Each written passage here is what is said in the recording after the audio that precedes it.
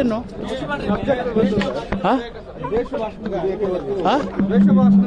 ಚರ್ಚೆ ಆಗ್ಬೋದು ಸರ್, ಮಂಡನೆ ಆಗಿದೆ.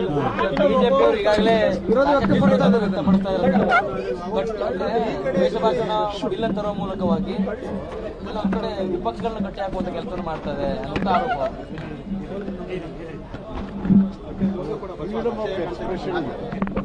Freedom of expression is A right, fundamental right ಅಲ್ವಾ?